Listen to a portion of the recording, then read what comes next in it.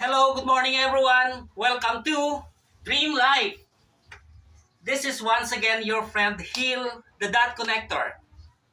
And as we promise, we will always be here for education and understanding, for growth and contribution, service and value for the people. Now, my mentor said, the best way to learn more is to teach more. So here we go. Let us continue teaching. Let us continue educating. Let us bring out the best in you. And today we're going to talk about the process to dream life success. Guys, this is all about getting serious in our dream life business and also in our life. So I encourage all of you to stand strong and be bolder. Listen carefully to what I'm going to discuss because this is very, very important. It's time to face the reality. It's time to know the real score. It's time to prepare ourselves for the real work because preparation is a must. So here we go. You would always hear me saying, in between you and your wildest dream is a process. Guys, there is a process between you and your wildest dream. Okay? Now, we do not know how far is the process, how long, how deep, how wide, how hard. But there is surely a process in between you and the life that you wanted to have. So here we go. We're going to discuss it so that we will understand it and how this process will open the line for us, will open the road for us in order for us to be there in the life that we wanted to have. Okay? So first, this is you. Now, you here doesn't know everything about the business. But of course, inside of you, you have a dream. Okay? But of course, let me tell you, you cannot go to your dream unless you have to make some changes. So therefore, you must make a decision to change. Now, once you have made that decision, now it's time for you to, first step, you're going to learn. As I said, you know nothing about the business. Now, this time, because you have a dream to reach, kinahanglan mo magtuon. Kinahanglan mo i-immerse ang imo kaugalingon to the learnings and teachings diri sa sininga industry. So therefore, we encourage you to have GLLLA. That stands for Good Learning, Listening, and Lecturing Attitude. Be serious with our trainings and seminars because as we said before, trainings and seminars is the very foundation of our success in this business. Now, after learning those things that you have learned, you are going to teach it. Teach the things that you learned to the other people, and while teaching, you have to continue learning. So it's a vice versa process. Teaching and learning, learning and teaching. Guys, you must be very willing to teach and help others. Because without willingness to teach and help others, you cannot make it here. Maybe you have the tendency to learn more, but you don't want to teach what you learn to other people. Guys, hindi ka lalaki dito kung yung pinag-aralan mo nasa sayo lang. You must teach what you learn to the people under you. Now, after that teaching, of course, your next step is to duplicate. As you teach more and more people, there's a big tendency for you to duplicate yourselves.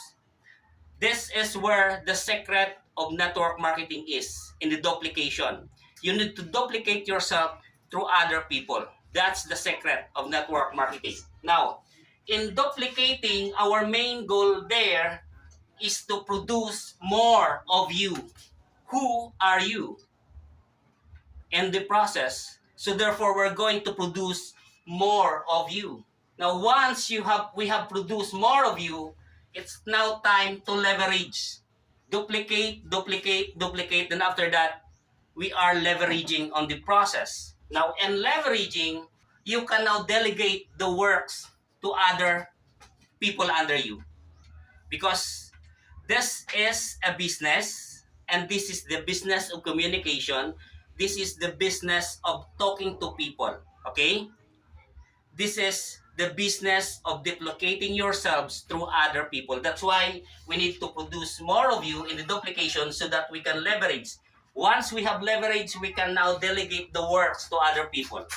There's so many works, there's so many areas that needs to be worked on, so we have to delegate the works to the people under sa aton nga organization. Now, after leveraging, that's where multiplication comes. Okay? You are now in the process of multiplying. You multiply yourselves.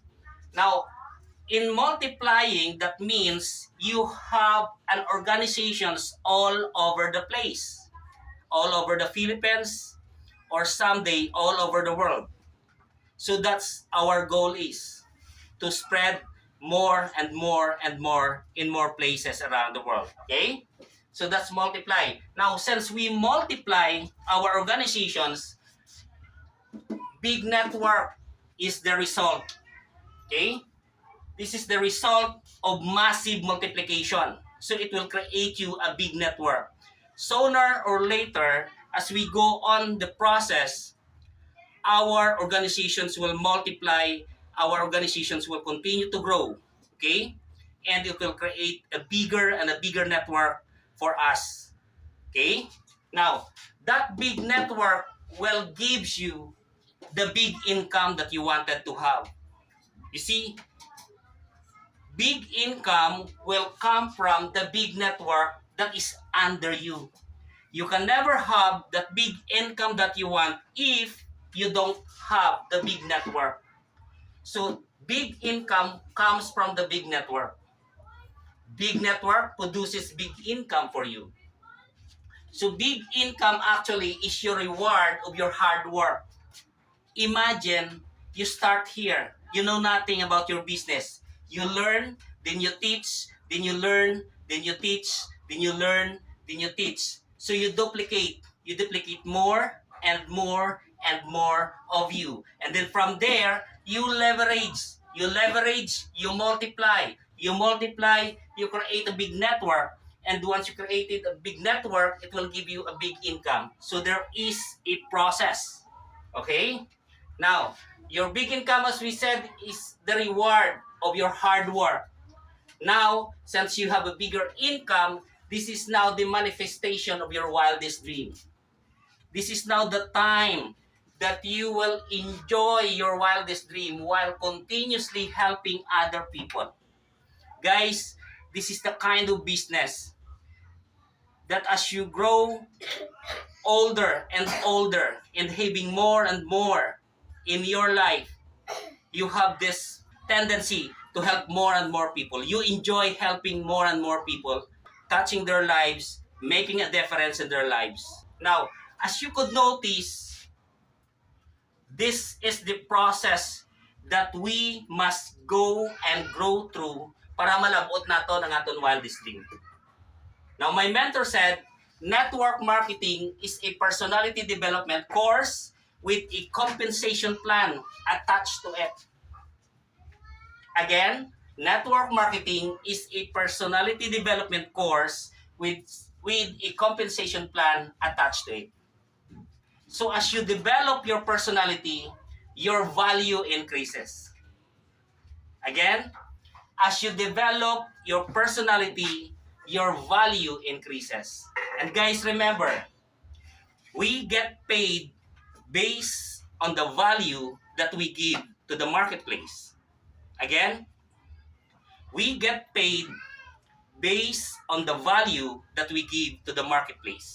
So meaning, the greater the value that we give to the marketplace, the bigger the income. So the more value that we give, the bigger the income that comes back to us. Okay? So that's the secret in network marketing. So hindi siya basta-basta nga from here, naglumpat ka lang diri. Now, most of us, sa wala ta pa naintindihan ng network marketing, abi naton from here, we can just directly jump onto this point. No. There's no shortcut in success sa network marketing. There is a dream life, may ara kita proseso nga pag-aagyan. And this is the process that we need to go and grow through if we want to reach the dream life success. Okay? So I encourage you to trust the process. Kinalanta sa ligan ang proseso. There is a process for everything, so we need to trust the process. Okay? This is the process yung ginagyan sa mga successful ng mga tao. So we have to trust this process. Okay? And so whenever you feel tired, hopeless, discouraged, or anything, remember that you are in the process of becoming sang kabuhit nga gusto mo. Okay? Nasa proseso ikaw sa paglabot sang imo mga handom sa imo kabuhi. So don't worry kung tired ka, kung discouraged ka. That's normal. It's all normal. Remember, you are in the process of becoming. Okay? And so guys, let me remind you, if you could notice here, okay, you cannot have your wildest dream because you do not have bigger income. You do not have big income because you do not have big network. You do not have big network because you did not multiply. You did not have leverage because you have not duplicated. Okay? You have not duplicate because you have not teach. And of course, wala ka sa may gintodo because you have not learned. And of course, it's because of you. Guys, meaning to say, everything begins and ends with you. Okay? So kung na-failure ka sa sininga negosyo, wala ka sa ibang pasulon kundi ikaw. Your success and failure in this business greatly depends on you. Okay? So guys, I just want to leave you this thoughts. Both riches and poverty were offsprings of thoughts. Okay? Ang pagkamanggaranon kag ang pagkapigado bunga na sa sang paminsaron. So therefore, beware of what you think, for you will get it. Halungan naton ang atong ginapaminsar, halungan naton ang atong ginapasulod sa aton nga paminsaron. Okay, be always on guard. Okay? Always have that growth mindset. Okay? So, guys, that's all for today, and I hope we will learn something from this short discussion that we have today. And if you are a person who is looking for somebody that can really help you, please don't hesitate to contact us, to connect with us. We are more than willing to help you nga mag-grow sa sininga business. I know you are hoping and praying that somebody will gonna partner with you and help you grow in this business. Kung ikaw isa ka tawo nga nagapati nga kaya mo buhaton nga maging successful ang kabuhi mo in this industry, please connect with us of the Naita. Trabahoon naton, okay? Sang insyakto ang ini nga negosyo. And I'm surely, okay, malabot naton ang aton handom. And of course, if you have some questions and clarifications regarding what we have discussed here, please connect with us. Feel free to connect with us. Okay? This is once again your friend Hill, the Dot Connector, inviting all of you. Let's connect. Together, let's help. Together, let's make things happen. Thank you so much, and God bless everyone.